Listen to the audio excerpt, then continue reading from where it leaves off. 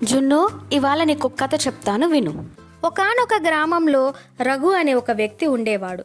ఆయన ఒక చిన్న హోటల్ నడిపేవాడు. అందరితో మంచిగా మాట్లాడేవాడు. ఆయన హోటల్కి వచ్చిన ప్రతి ఒక్కరికి భోజనం చాలా రుచిగా అనిపించేది. రఘు పెద్ద మొత్తంలో ఆర్డర్లు కూడా సరఫరా చేసేవాడు. ఒకరోజు అతనికి ఒక పెద్ద పార్టీకి రాత్రి భోజనం వండాలని ఆర్డర్ వచ్చింది. కానీ దురదృష్టవశాత్తు రఘు అనారోగ్యానికి గురయ్యాడు. అందుకు చాలా ఆందోళన చెందాడు.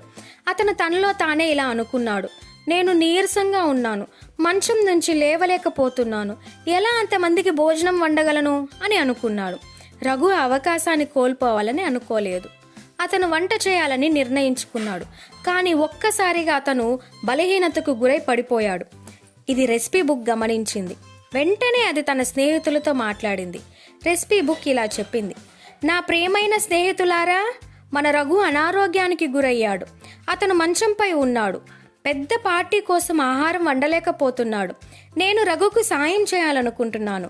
ఎవరైనా నాతో రావాలనుకుంటున్నారా అని అడిగింది. ఒక పాత్ర ముందుకు వచ్చి ఇలా చెప్పింది, నేను పెద్దదిగా ఉన్నాను, పార్టీ కోసం అన్నం వండగలను అని పాత్ర చెప్పింది. నేను కూడా రావాలనుకుంటున్నాను, మీకు అవసరమైన పదార్థాలను నిమిషాల్లో గ్రైండ్ చేయగలను అని మిక్సర్ చెప్పింది. కత్తి ముందుకు వచ్చి, నేను కూరగాయలను తరిగి ముక్కలుగా చేయగలను అంది. రండి నా ప్రియమైన టమాటాలు, మిరపకాయలు, ఉల్లిపాయలు అని అంది. చివరిగా స్టవ్ ముందుకు వచ్చి, హలో, నేను మీకు సహాయం చేయనా అంది. అవును, నీకు స్వాగతం అని రెసిపీ బుక్ చెప్పింది. రండి స్నేహితులారా, వంట మొదలు పెడదాం అని రెసిపీ బుక్ చెప్పింది. అందరూ కలిసి రాత్రి భోజనానికి అవసరమైన అన్ని వంటకాలను సిద్ధం చేశారు. రఘు కొన్ని గంటల తర్వాత మేల్కొని కిచెన్లోకి వెళ్ళాడు. అతనికి ఆశ్చర్యం కలిగింది. అతను తనలోనే అనుకున్నాడు, ఇది నమ్మలేకపోతున్నాను, పార్టీకి అవసరమైన ఆహారం అంతా సిద్ధంగా ఉంది. రఘు ఆహారం రుచి చూసి అది ఎంతో రుచికరంగా ఉందని గుర్తించాడు.